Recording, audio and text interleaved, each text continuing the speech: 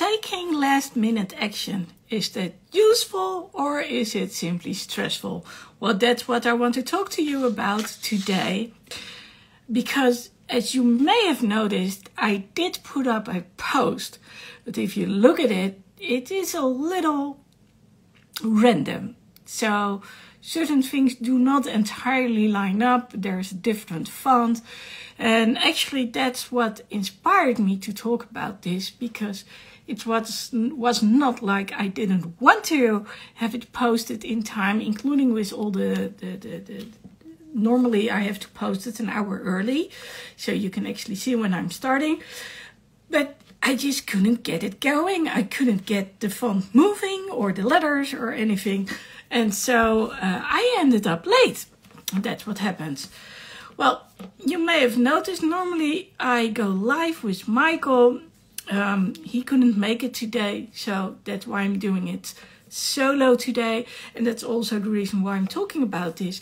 Because one of the things I noticed was that the lack of communication, as in going back and forth, brainstorming about what are we going to talk about, how are we going to call it, wasn't there.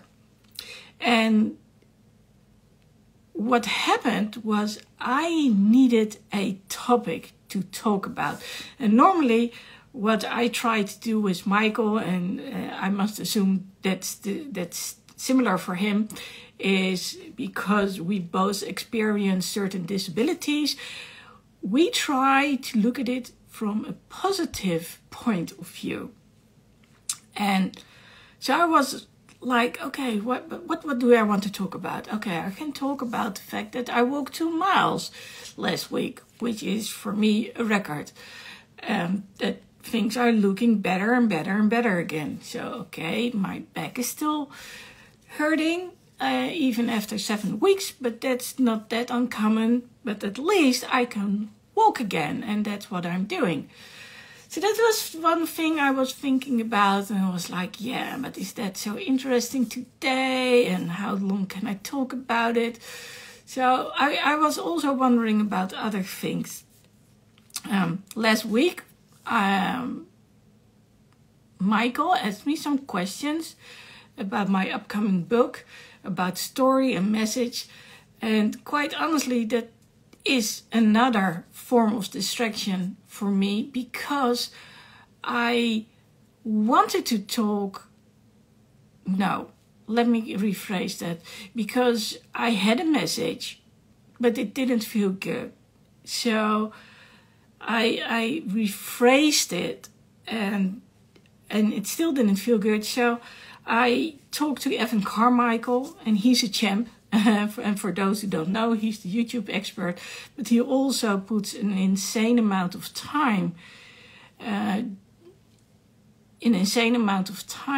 those who are willing to listen and do something with it. And so I listened to him, and we came up with another message. And hi there, greetings back. I'm talking about something specific, so I want to continue talking about that topic, which is about delaying stuff. So 2 times a week I go live, and one time it's on Instagram, another time it's on StreamYard, which links to both YouTube and Facebook. And what I try to do is I try to remain focused and keep going on the topic I'm thinking about. And that's why today is a little bit different, because for me, this has nothing to do with disabilities, but it does have to do with empowerment, which is Michael's word. And well, it seemed to make sense, because usually what gets in the way for me to not make it in time, especially when we talk about live videos or live training or anything, is that something physical usually happens. So I lose my voice last minute.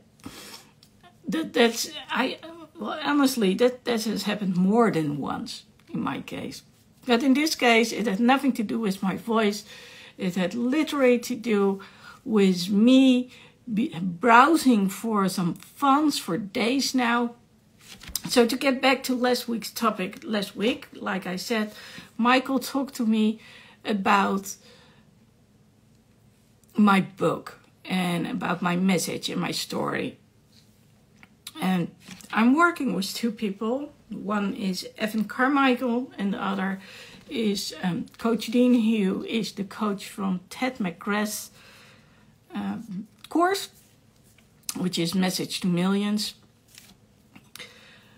And, well, like I said, it was a little bit contradictory what was going to happen. But Evan works for a long time with me.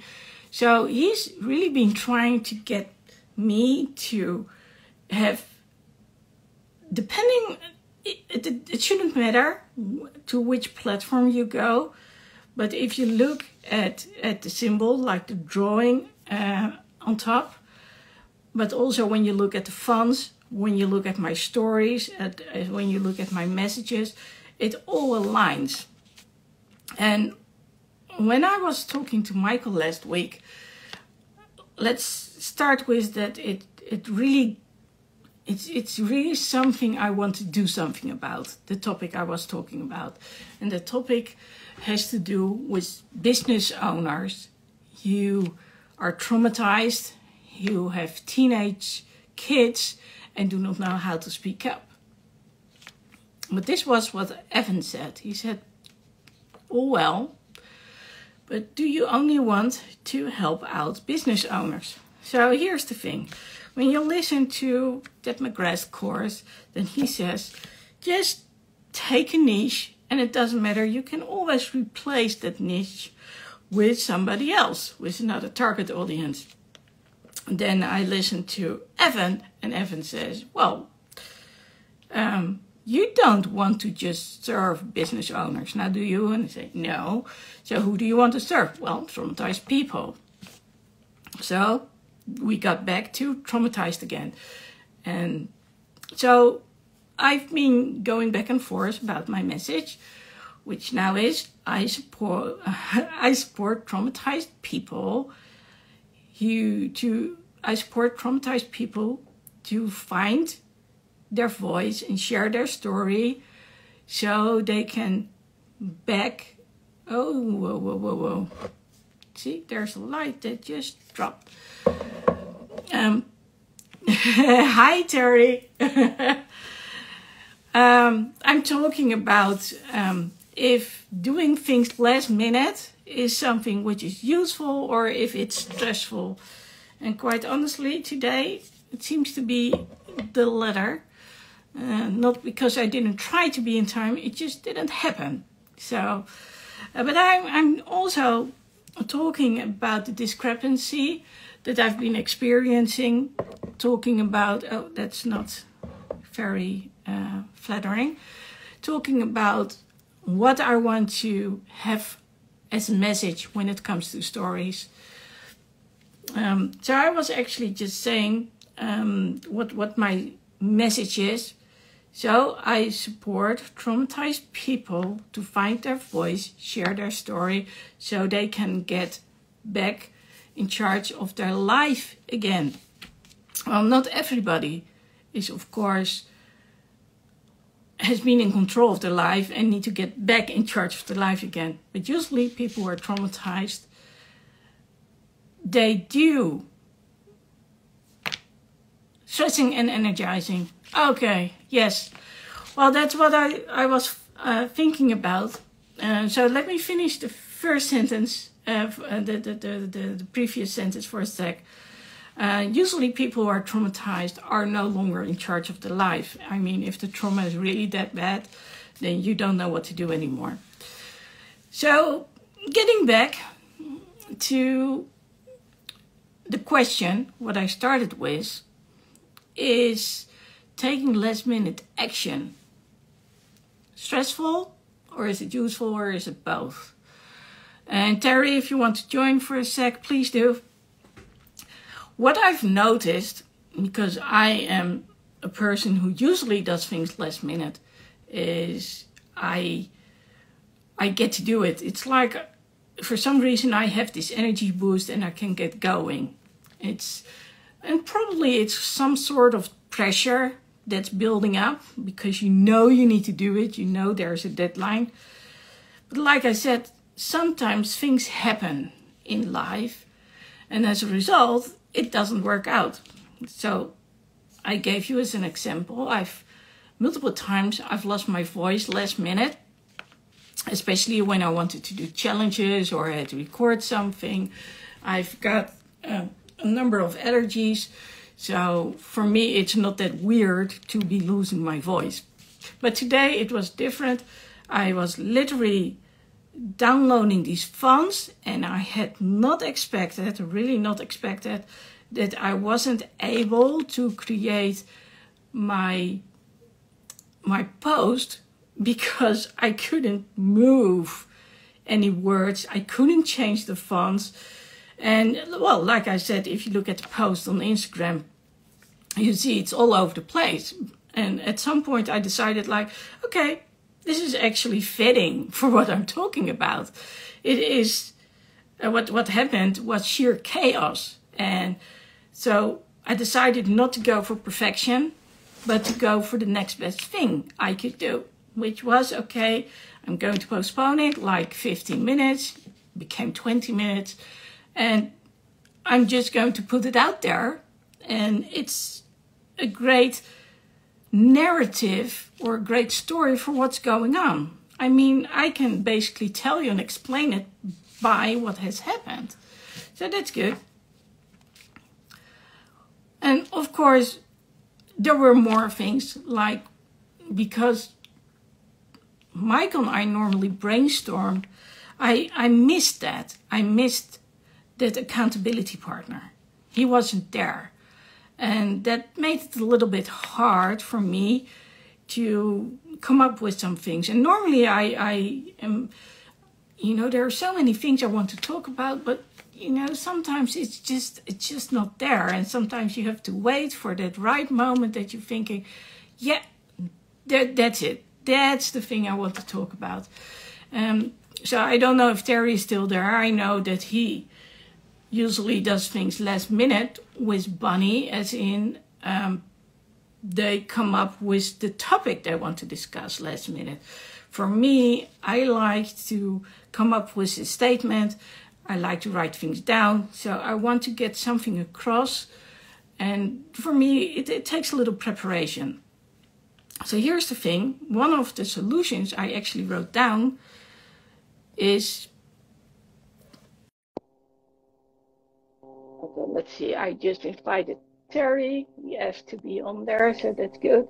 Hey, Terry. Hello. Hey, how's it going? Hopefully you can hear me. Yeah, I can hear you just fine. How about me? Can you hear me just fine? I'm good. New headphones. Oh, okay. Yeah. So which brand are they?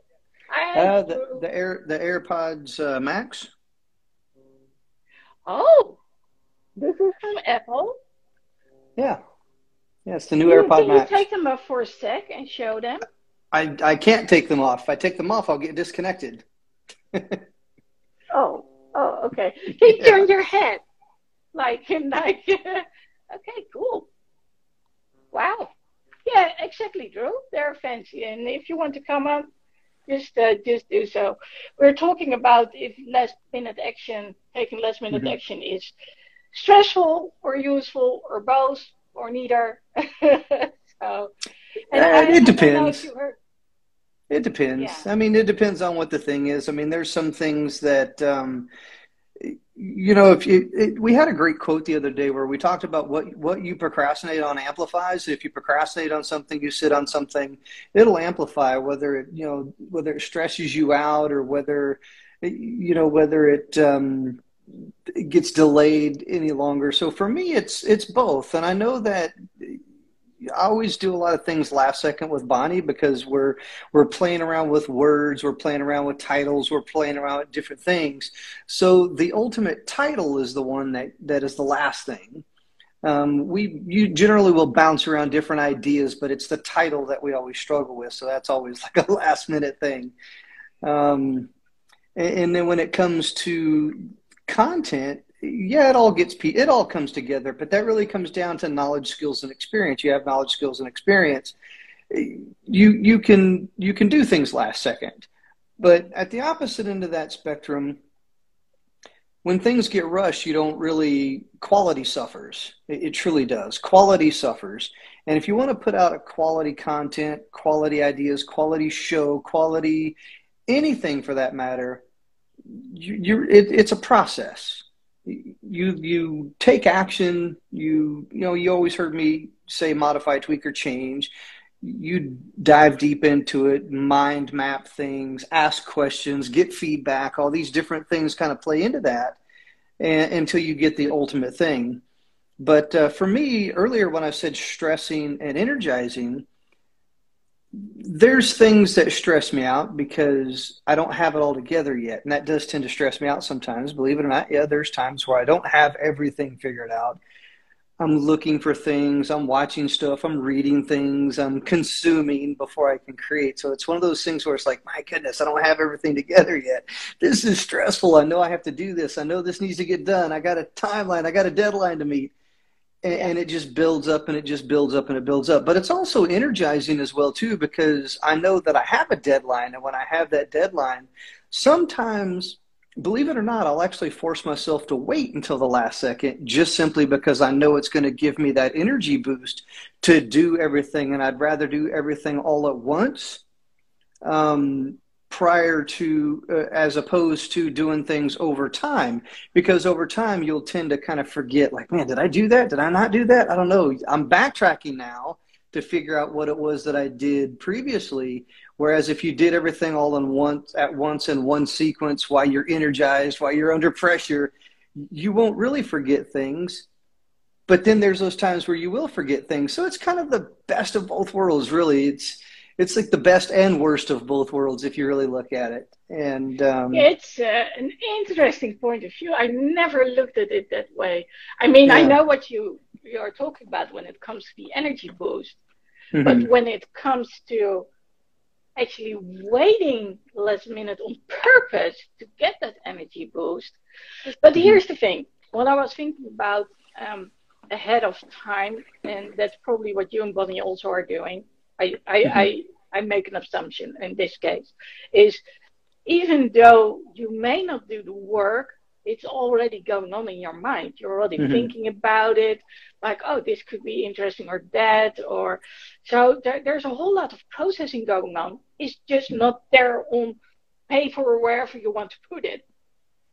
Exactly. Yeah, it's a mind mapping exercise. So I'm always I do have a process. I do have frameworks for a lot of the different things that I'm doing. And when I don't have everything together, it's like, okay, I need to sit on that for just a little bit longer. I need to ask some questions or do a little bit more research. So it's one of those things that when I don't really have it all together, that's when I don't really procrastinate, but I like to table things. So for me, it's about languaging. You know how languaging is important. I'll table it. It's like, okay, I'm going to put that over here, and then I'm going to circle back around to it. So, I mean, I've run multiple businesses and I don't always have everything together. So I table a lot of things and I'm like, hey, we need to hold off on this. Let's table that. Let's come back to that. And then as we gain a little bit more knowledge, a little bit more skills, a little bit more experience, a little bit more time to kind of think about it, we circle back around to it. It's like, okay, how much more meat can we put back on this bone? Kind of a thing. And then we put a little bit more meat on the bone. It's like, okay, is it ready? Is it done? Do we have it all together? Yes, no, okay. Let's table that, or let's launch that, or let's put that out there, or let's do that thing, or whatever the case may be. And when you start putting these frameworks together, when you have these systems in place and you work those systems, you will understand that you can give yourself grace if you haven't accomplished something, if you haven't achieved something. Because I get asked this all the time. Well, when is it going to be ready? When is it going to be done? Well, it'll be done when it's done. But what's the determination of when it's done? Good and complete. Yeah. Because everybody has a perspective. But you want it to be complete. Exactly. And everybody has a perspective. And I've gone round and round and in circles with people about, is it good enough? It's not good enough. Oh, this isn't good enough. We need to work on that. It's like, well, based on whose perspective? Yours, mine, somebody else's? For me, it's good enough. For you, it's not good enough. But if it's not good enough, tell me more. I want to know, because then you gain perspective when you're able to listen to somebody else's knowledge, their skills, their experience. And you and I've had this conversation before where it's like, okay, what about this? Well, what about that? And as we bounce ideas back around and this, that, and the other, we're giving ideas from our knowledge, our skills, our experience, our perspective, so to speak. And when we hit that roadblock, that stumbling block, that whatever that friction point is there, that's where listening becomes more important, especially when you're trying to build, grow, or scale a business. It's like, okay, I hit this roadblock. Man, what do I do now? Do I stop?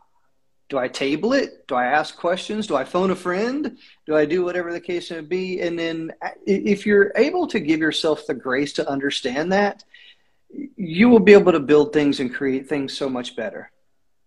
Yeah, it's funny that you talk about it because earlier when I started talking about this, I talked about what I did last week. So last week, Michael interviewed me about the book I was talking about and that I was going to write. So I was talking about both books. But you know me, I've been going back and forth about my message. So actually, when you asked to join, I was in the middle of that message. But and that's what I also talked about. Like, okay, I want to do it. I want to get my message out there, but I want the right one to get out there. Not the limited version, not the version that only shows this part of me, but I want the whole part of me. And that's where also a little discrepancy is, because on one hand, I will work with the traumatized people to give them their voice and share their story. But on the other hand, there is a big part in me who would love to see things change in businesses, because I've seen so many managers out there, but also business owners who do not know how to communicate, which in turn is causing stress. And it was kind of funny because when I was talking to Evan about it on his gaming channel, he actually pointed it out. Like, one is the result of the other. And even if I just start with saying, okay, I support traumatized people instead of the business owners and with teams and all that stuff, there will be people there who know how to speak out to their bosses and maybe to the businesses and maybe say, hey, have you heard of that lady Lexi? Well, maybe she has some useful tips because things are not going the way they should here in business. And maybe she can explain a thing or two, because we are all getting stressed out because of what you're doing or not doing. So that's like the opposite version. But I was like, good work. Yeah. Well, let me challenge you with this right here. Think about your powerful opinions. Think about your big ideas. Those could be chapters or sections within a book. You could still work on the overall theme or the overall bigger idea, but your target audience or your target keywords or your target big ideas or your target powerful opinions are the chapters. And that's where it really gets powerful, because let me ask you something. How often have you literally read a book cover to cover, or how often have you read a book and you skipped around to the good parts of a book? It's like, ooh, I really want to read this chapter. I hear you. Because this chapter pertains to me. This section pertains to me.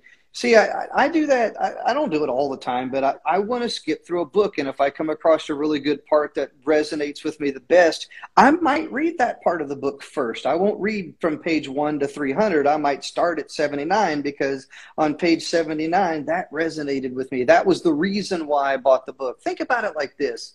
There are three things that a potential buyer of a book looks at whenever they're making a purchasing decision.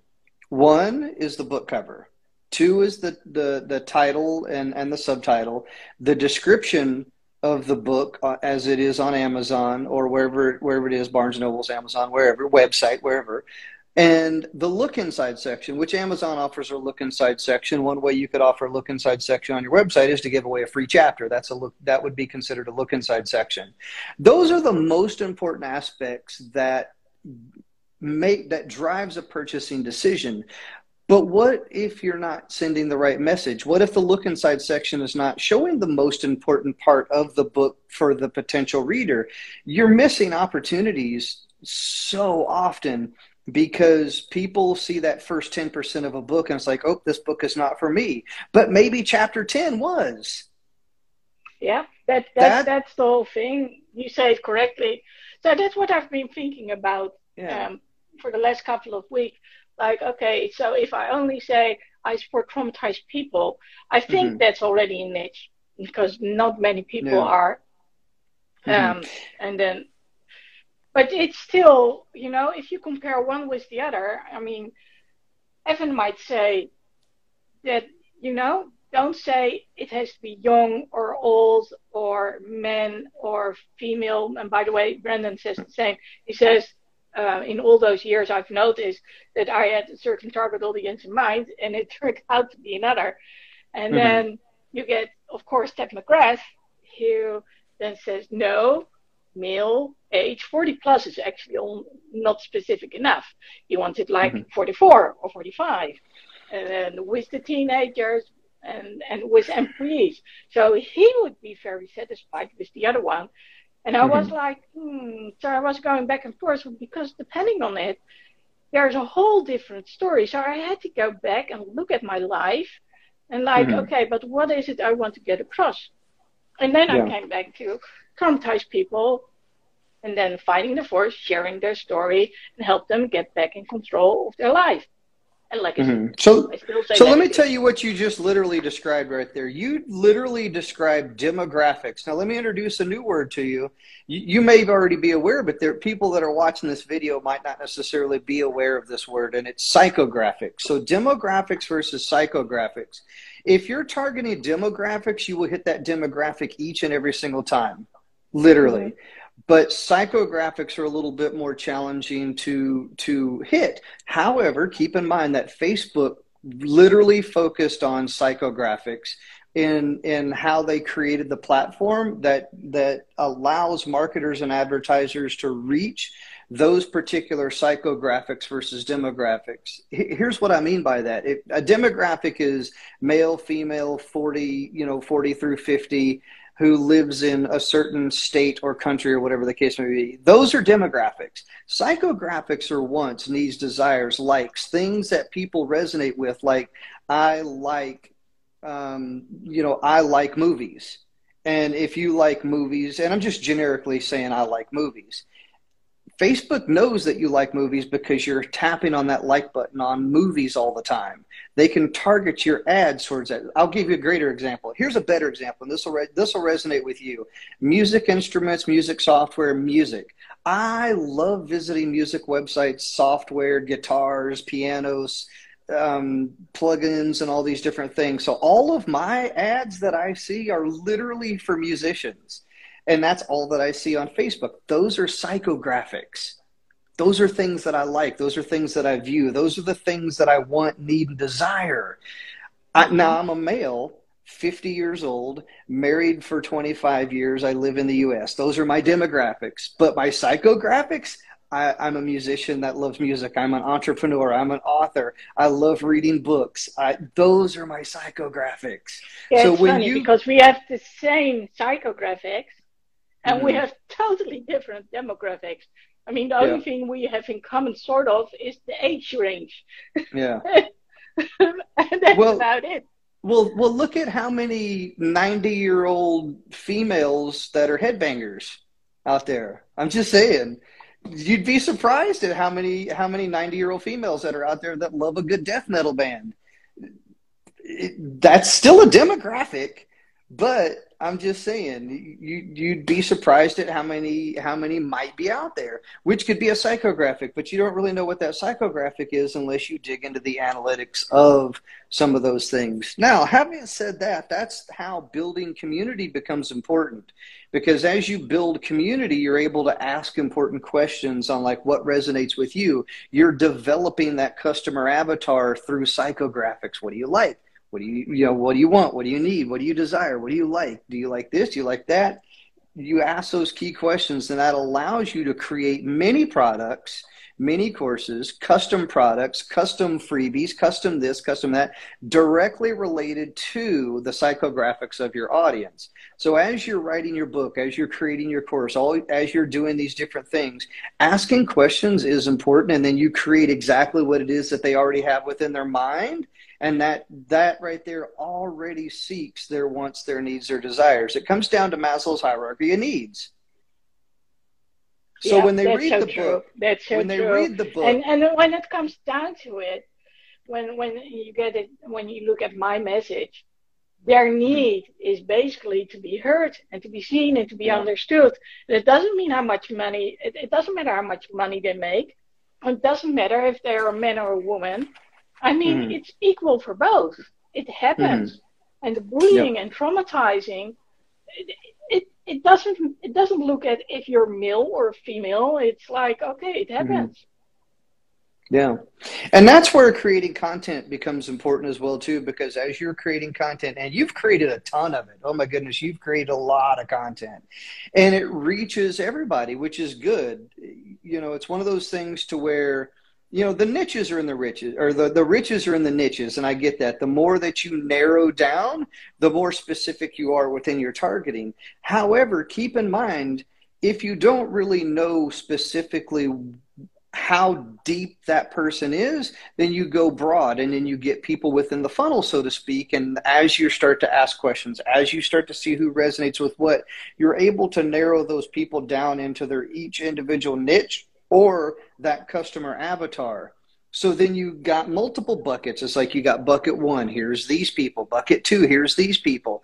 Now you're able to custom craft content, ideas, thoughts, whatever, books, whether it's content on Instagram, whether it's a book, a mini course, whether it's audio, whether it's video, whether it's whatever the case may be, you can reach those specific people, very direct.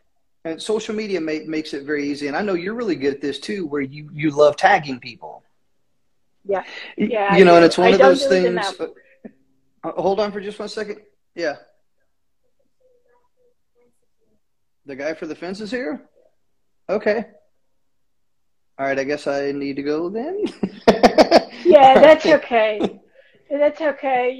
I think with what you said, you've given people a lot of thought, and it's so nicely embedded in what I was getting across. So, which makes it a little bit easier for me to start to wrap things up. Yeah, So awesome. you want to go straight away, or do Yeah, you want to share some I, last minute words? no, I do need to go, because the guy for the we had a storm that came through here the other day, and it knocked down our backyard fence. So I got to go out and talk to this guy about our fence. So, Okay. but I will leave a closing word. Look, here's the thing: there's opportunity everywhere, and you will wear yourself too thin, trying to do all of it. If you narrow your stuff down into an overall umbrella, and then understand that each part of that umbrella can be broken down just a little bit further, it's all in a matter of building community. Community is important, and as you're building the community, start asking those essential questions, and then create exactly what it is that they already want, need, and desire. You can put that in multiple products and services, and then ultimately lead it into coaching, teaching, training, one-on-one counseling, whatever label you want to put it on. And look, here's the other thing. I'll leave with this one final thing. Don't worry about putting your best stuff out there. Don't worry about that. So many people, I don't want to give it all away. Well, look, when you give it all away, people are wondering like, wow, this is really good. What's next? If this is so good, I can't wait to get a part of this, because if this is good, I want to be a part of your course. I want to be a part of your training. I want to be a part of your mentorship. Think about it. So many people are so reserved on like holding back. I don't want to give away my best. Well, gosh, why not? Give away some of your best, maybe not all of it, but give away a good portion of it so that way you really create that want, that need, that desire, that, man, this is great stuff. I can't wait to see what's on the inside. Yeah, So, that's so so many true. people, I That's so interviewed some true. people, I interviewed some people that just like, oh, it's in the course. Dude, you didn't answer my question. You avoided the question by saying it's in the course. If you're not going to give me any content, I'm not going to post this interview. I interviewed a guy, same thing. He kept his answer was it's in the course, and I just didn't post the interview. It's not out there. It's Yeah. not on. I just like I can't post this. If your answer is going to be it's in the course, I'm not going to help you sell your course because you didn't give me any content. You didn't give anybody a reason to go buy the course. Yeah. You don't say what's in there, so you don't know Yeah, what's in there for the listener and for you yeah, as the host. So I totally agree with you. There yeah. must be something that you can work with. Okay, Mm-hmm. off you go now. All right, Then I'm I got going to to head out. finalize my words. So, All right, take or you care. stay for another minute and then I'll finalize it. No, Um, I got to so, go. okay. So I started out asking all of you, um, is it a good idea to take less minute action? As in, is it helpful? Is it useful, or is it stressful, or is it both? And we could go in different directions. And like I said, for me, waiting last minute can help because it can give an energy boost, but there are also some other downsides to it. What if a certain skill you need is no longer available? And the skill could be a physical skill, or it could be something that you're using on the net, like I did when making the post. So, because I didn't have someone to brainstorm with, um, it did go around in my mind like, okay, this is what I want to talk about. And normally I already have an idea like where I want to go. So I have a couple of things I want to talk about. But in this case, I was going back and forth. And I love the way how Terry explained it. Like you have the psychographics and you have the demographics. And of course, I knew that my niche has to do with people who are traumatized. And here's the thing: a lot of people actually are, but they don't know. And and the idea about being traumatized has changed a lot.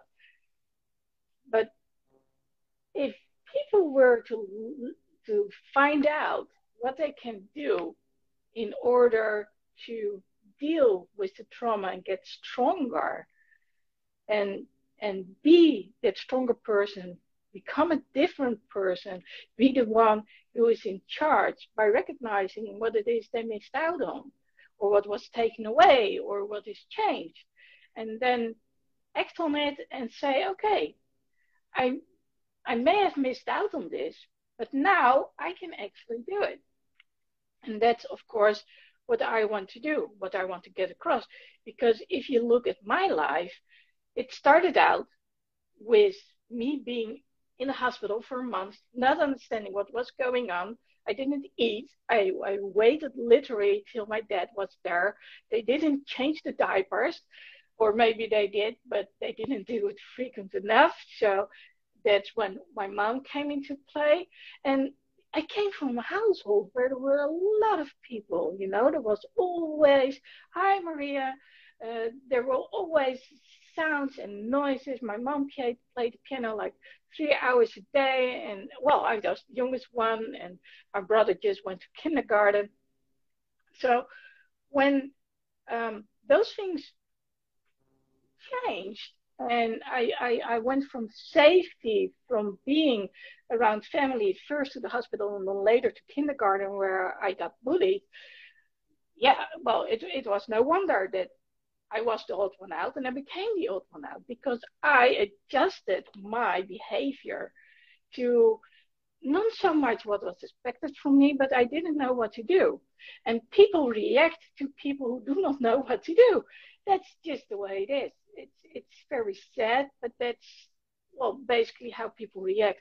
And of course, the one who are doing the bullying are most of the time the people who are being bullied themselves. So they are being restricted. So they need something to act out on.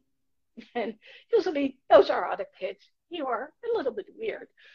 So I could choose, whether it was my color of my hair and the color of my eyes, because everyone was blonde with blue hair, or the fact that I was a daydreamer. Hi, Maria. I was just wrapping up, but if you would like to come in, you're very welcome. I'm actually talking about taking last minute action, whether that's stressful or useful. And I'm just tying it all together now in the message I want to get across to the people and the story I want to share. So when I grew older, that feeling of being the odd one out stayed, but I never had learned to express myself. I didn't know how to. And oh, you're driving, be safe when driving, be safe. But it did influence me, of course. And so fast forwarding, when I was at the Academy of Arts, I still didn't know how to speak up, let alone speak out. And so I didn't know who to ask, how to get along with all the other students. I knew sort of how to get along with the adults. That was easier, but it was kind of hard to interact with those who were my age. So it was no surprise. Well, back then it was, but looking back on it, it was no surprise that I didn't make it. And so fast forwarding, I really had to learn how to speak up. And I learned that because of the job I chose. So I have been in IT for 2 decades. And actually, I still do some IT every now and then, but this is for me. Instead of working with customers and providers for the IT and, in big organizations with $1 million contracts, those kind of organizations. But it did learn me a lot of skills. And at some point, I became a trainer because I had been observing as a daydreamer. I didn't just retract into myself, but I also was observing what was going on around me. How are people reacting and why are they reacting? And that was something that was really useful. And of course, I also did things, because I was used to doing things on my own. So I just put it all together, linked it all together. And well, nowadays I'm a coach. I'm also a trainer. I'm also a therapist. It's a mixture of everything. But the most important thing is that I know that people usually stop following their dreams at some point. And what I've learned is it's so important to get back to those dreams. And especially when I look at the parents who have teenagers, those teenage kids, they have those dreams. And the parents want to help them fulfill those dreams. And a number of times, those dreams are the same dreams that the parents actually had. And so they want their kids to succeed. And I can tell you that fast forwarding, chances are that that same kid is going to be stuck in, what do they call it? The cookie cutter life. I think that's very nice expression to say it, but in ordinary life where you get up, you do your thing, you get back, you make dinner, you eat, and you go to sleep. And hopefully I can inspire you to look at your dreams and look at what it is you would like to do. What is the dream you've given up on and why? So for instance, say that you would like to sing. Okay, you might not make it on The Voice, or you might make it to The Voice and you might not be the winner. But what is keeping you from expressing yourself using that voice, singing? I mean, singing is something you can basically do anywhere and everywhere. And of course, we don't do it when other people are listening. But then again, for some reason, I have those friends who like to sing just about anywhere, even in restaurants. And I'm like, oh, yeah, that's my friend. I'm so used to it. And quite honestly, it's their way of expressing themselves. And I have to say, it's infectious. So just recently I was on the phone with another friend. She was singing and I was singing myself, though I was walking outside. No one could see me. It was dark and it was just fun. It was fun. And that's what I want people to experience. Fun, be relaxed, be themselves. And that's all linked to authenticity and dreams. And so do we have to really follow the patterns of what other people have done? So many things have changed. This is such a different life. And I see that the teenagers nowadays and those who are in their early 20s, they still have that spark like, okay, let's do the things the way we want to do. And if we look back, those who are more like my age, then we all know that at some point we were like those teenagers. But how if we could get it back? And that's what basically this is what I want to talk about. It's not just about being traumatized, it's about having given up on your dreams. And before I wrap this up, I will say I'm going to do a challenge which will start this Sunday, and that's about how to go from fake acceptance to true authenticity. So we are going through the 7 steps to get you there from fake acceptance to true authenticity. And it's never too late to follow your dreams. And maybe you can't do them full time. And maybe you have to do them on a smaller scale than you want to.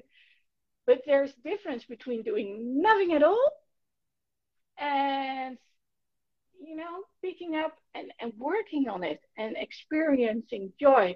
But because when you have some sort of expression, whether it's a creative expression or not, you will see a difference in how you are in life. And that's what this is all about. So when I was talking about the last minute action, it was stressful or useful, it was basically the result of me having a conflict like, okay, but what do I want to express to people? And I needed someone to brainstorm with. And that's why I love that Terry was on here just a moment ago. He basically said what was going on in my mind. Like, this is about me, giving people a voice, about having them share their story. And it's not linked to age or country. It is linked to who they are and what they've experienced. And, seeing them change and having the guts to actually start talking to other people, you might be the source of their stress. Whoa, if that can happen. And they can show to their partners and their kids and those around them what can be changed and can be done. I mean, wouldn't that make it an amazing world? But getting back, just factual to the whole thing, if you think about what you want to do and you just let it sink in, then you don't necessarily have to take action straight away. And that's where last minute action can actually help, because you already have been pondering about it, it's been simmering in your mind, and then all of a sudden it just gets out there. And what I normally do is I have an extra deadline built in. So in case of going live, I like to announce when I'll be going live. And I like to do it at least an hour prior to, because that's a requirement from Instagram. But I love to do it even more than that, maybe like a couple of hours or maybe even a day before it. And that also gives me a different deadline. And then I already know, okay, so these are the big things I want to talk about. And that's where it's going to end up. But yes, it has to match. And when it matches, it flows. So that's what I wanted to get across. So remember, there's a challenge coming up. So if you want to join, find the link in the description, and I'll make sure that you can become a part of the Facebook group. And then, I don't know, I'll probably be going live on Instagram or maybe on all of it. It doesn't really matter, as long as it leads towards you getting a little bit closer to your dreams, and hence to finding your voice and sharing your story and your message so you are heard, seen, and understood. Well, if you would like to talk about this live with me, you can always do it. And otherwise, I'll see you next Sunday.